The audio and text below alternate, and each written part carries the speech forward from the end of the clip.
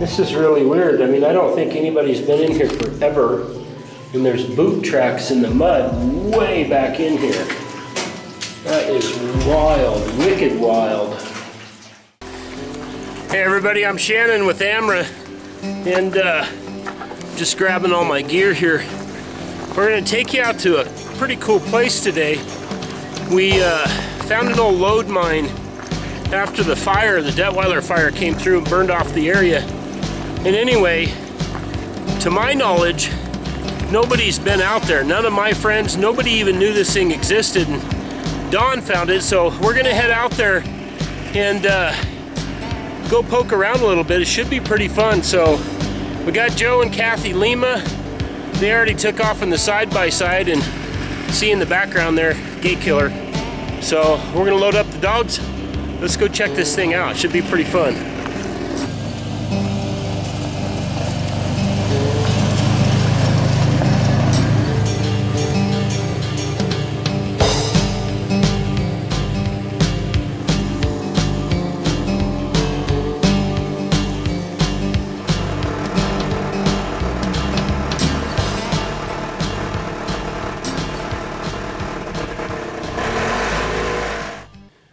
Guys, you can probably see Joe down here in the background, and we're out on top of the ridge, and this is where the Detweiler fire came through.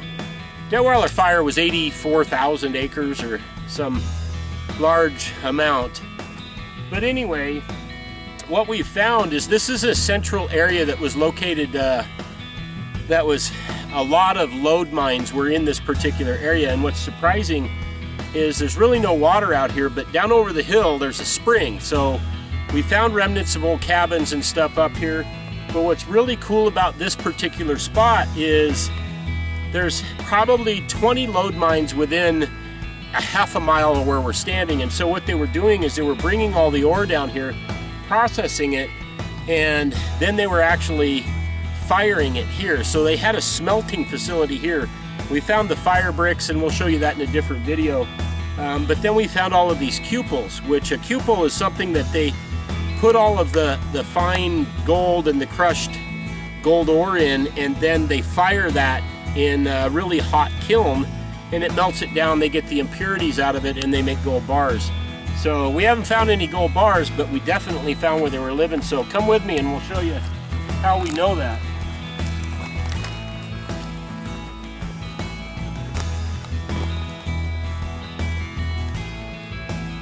Take a look at the can dump here.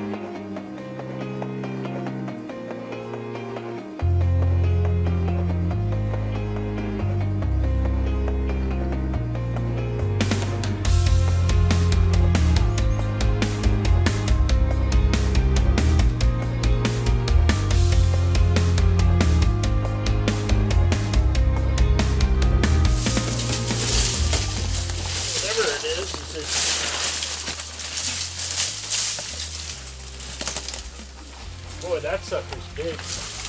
Guys, this is absolutely remarkable.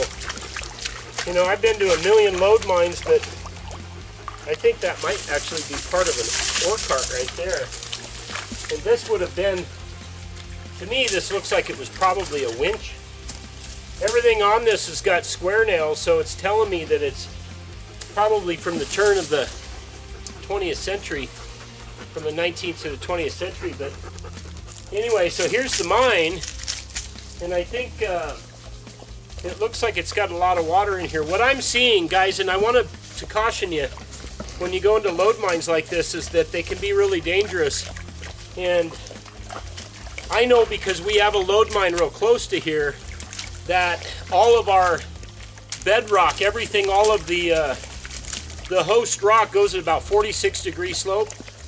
So if they were chasing a quartz vein that's at 46 or say 60 degrees, it's going to be pretty steep, and they would have went down, and probably what they did is they hit some type of you know, a water cavern or the table or whatever it is, and then that's where all this water is coming from. So if we walk in here and you can't see the bottom, you know, you're not going to fall 500 feet, but you're going to fall all the way to your neck and probably get wet completely. So be cautious when you go in here. Have good lights and a hard hat or something. But this is freaking cool. There's all this ore cart track right where the camera is, and there's just 8-inch pipe over here laying around that they were probably pumping the water out of here with that big giant pump over there. And so that tells me that most likely there's going to be something that goes down. So let's go check this out.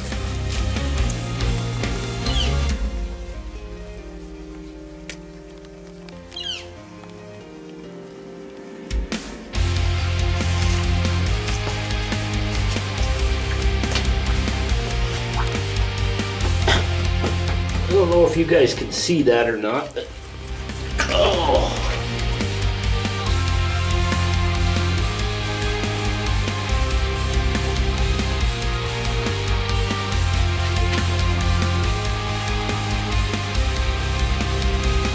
So the timbers have really just have no effect anymore. Obviously they're not connected to anything, but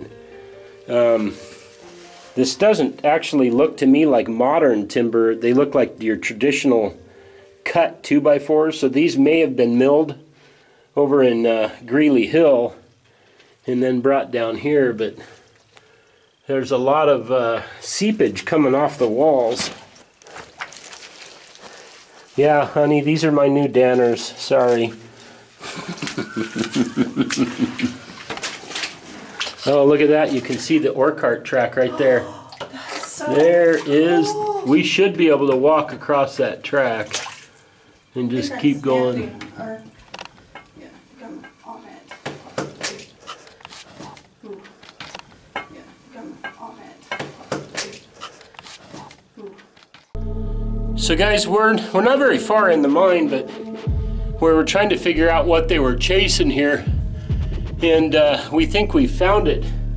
Is right here, you can see there's a seam of quartz, and it's actually quite vertical. It's a lot steeper than what I'd anticipated, but I don't know. This seam looks like it was a cross seam, so we're gonna keep trying to go, but the problem is we're standing in this like goopy, like thicker than pudding muck, and when you step in it, it's kind of hard to get your boot back out. So anyway, we're going to try to step over what looks like a natural dam here and then keep going and see if we can't get to the end of this, which would tell us basically where they left off. But the mine actually looks fairly stable as far as the rocks. I don't see any head bunkers, so we'll see. Guys, I hope you can see this seam right here. It goes all the way up and across right here and down the other side, and it looks just delicious to me. It's got a real nice red mottled look to it, which is really indicative of a lot of iron. And right along the edge here, boy, that looks good. Man, and I left my damn pick in the backpack. I wonder if we can.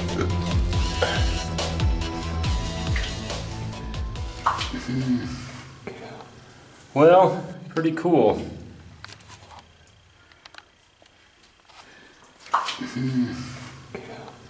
Well, pretty cool.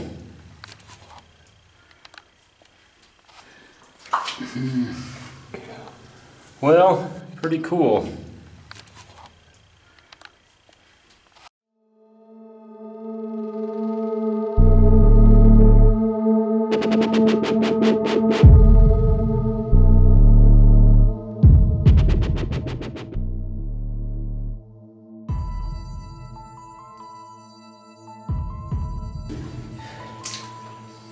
Well guys, we're actually getting into the point where I can just barely see the opening behind Kathy.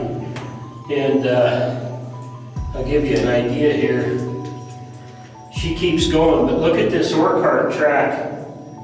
It goes in and up and around the corner. We're going to follow this as far as we can. So, but there's no timbers. All the timbers have fallen down. And I can even see, like right here, they drove a wood wedge in there. Basically, that would have supported the timbers across here. So, again, guys, I can't stress how dangerous this is, but we're really, really curious as to what they were chasing. My lode mine is only about, as the crow flies, maybe 1.5 miles from here.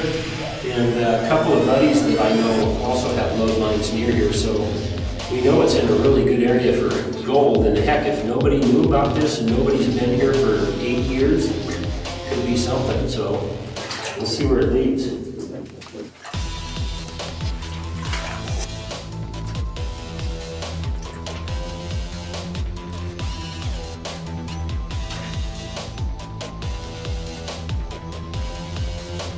Here, film this for just a sec.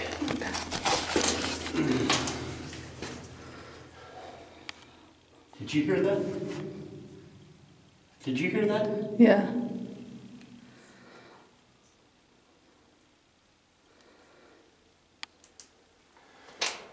Tommyknockers. So guys, you can see the stick right here at this angle.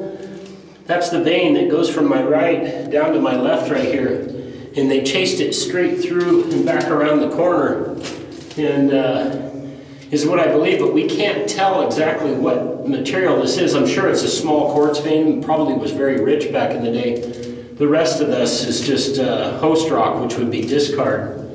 But I don't know what's back here. I keep hearing something making noise. We'll see what it is.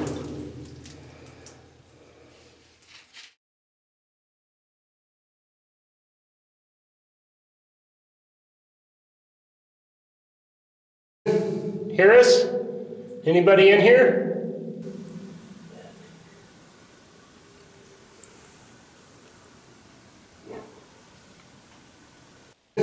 Hear us? Anybody in here?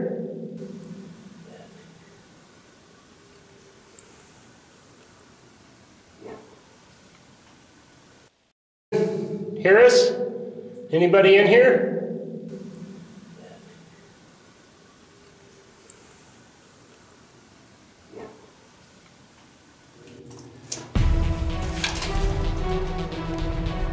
That's a big pipe. So they were running air, probably to supply air in here as well as pumping the water out.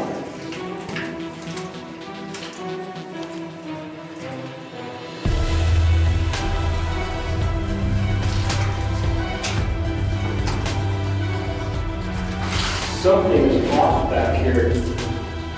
Something is walked back here.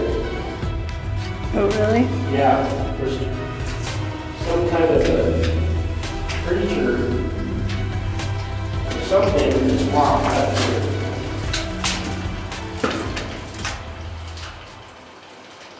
Holy shit, what happened? What is that? I don't know. Should we go? What is that noise? It's water flowing through this pipe. Oh. Well, that was quite terrifying. Thank you. Thank you for that, Shannon. Come on up here, Catherine. Okay. Well, guys, I'm not sure how far we've come in this thing, but you can see off in the distance there's a ribbon there. So somebody's came in and ribboned this off in the last 20 years. We think that we found what they were chasing, and we have some samples in the pocket. We'll take that back out and take a look at it, the loop under the light, but we're a long ways from the entry, and this sucker keeps going, but I'm a little concerned really about air quality. We're not getting dizzy, although I really smell sulfur, so we're gonna bug out of here, and you know, it's about as far as we can go. We'll show you some of this stuff when we get outside.